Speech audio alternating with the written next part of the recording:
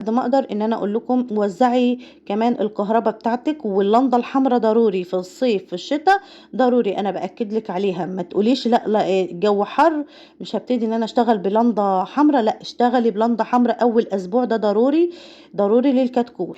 الكتكوت ملهوش دعوه بالصيف وبالشتاء، تمام؟ لازم تدفي الكتكوت في عمر الاسبوع، في اول يوم كده، من اول يوم لغايه الاسبوع تبتدي تظبطي التدفئه بتاعته.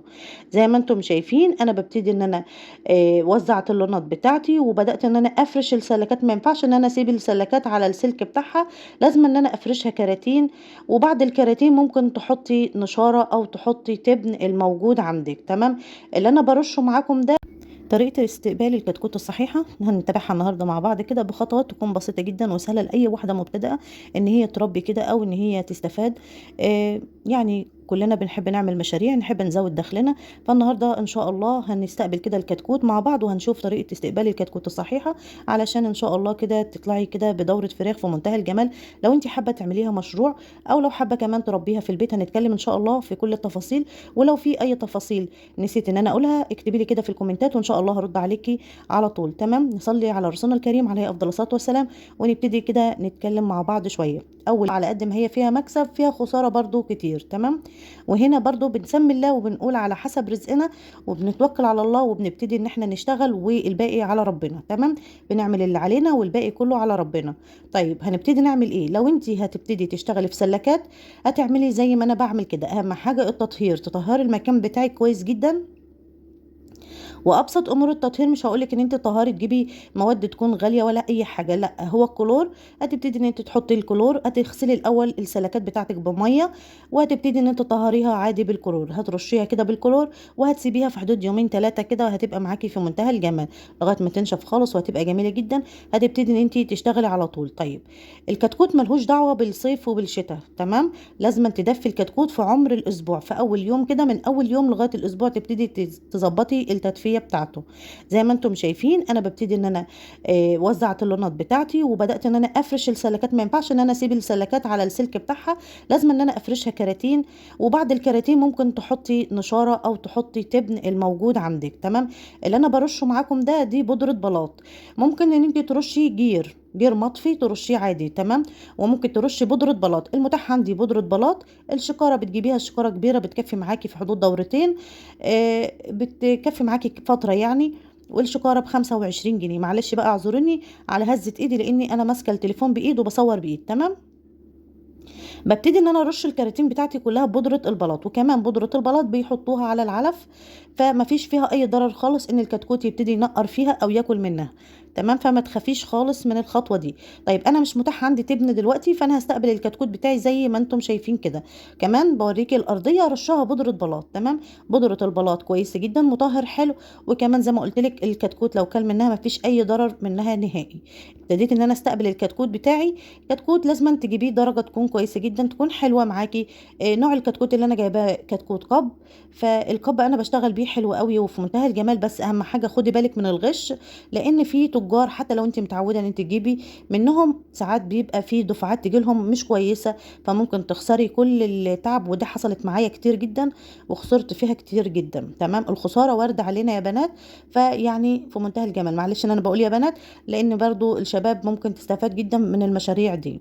مشاريع كويسه جدا. احنا بنحاول لستات البيوت اللي بيبقوا كده قاعدين في قلب البيت ان هم يعملوا اي حاجه تزود دخلهم او تزود كمان يعني تبقى حتى مصدر رزق لهم.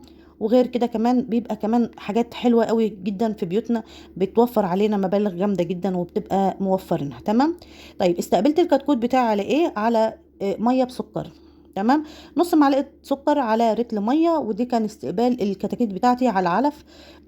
بعدها بساعة حطت لهم العلف، والعلف كان يعني بادي تركيز 23%. وده بتشتغلي بيه لمدة 20 يوم للكتكوت، ما بتقلليش عن كده. ممكن 15 يوم وتبتدي تبدلي العلف، بس 20 يوم للكتكوت في منتهى الجمال، تمام؟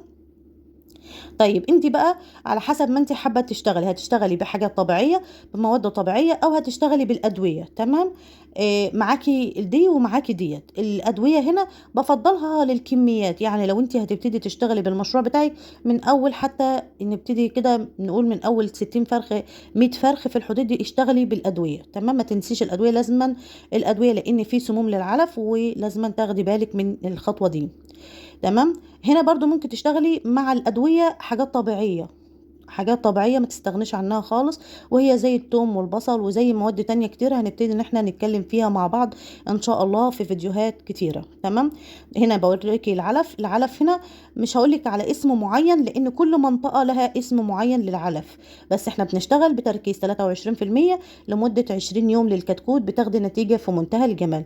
وما بتغيريش العلف، ما بتنقليش على نوع علف تاني اللي هو الوسط تركيز 21%، ما بتنقليش عليه الا بالتدريج. بالتدريج يعني ايه؟ يعني بتكوني ما بتقطعيش العلف يعني التركيز 23% ما بتقطعوش مره واحده.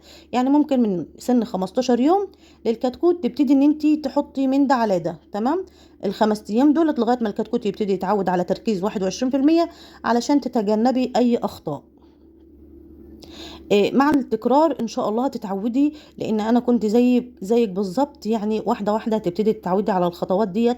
وزي ما قلت لك ما تخافيش خالص من الخساره، لان وارد علينا الخساره، يعني وارد ان انت تخسري، مش في جميع الحالات هتكسبي. تمام. ممكن تكوني عملت كل الخطوات بس يكون الجو فيه عدوى وتخسري كل اللي انت عملتيه. تمام. فانا ليه بقول لك كده؟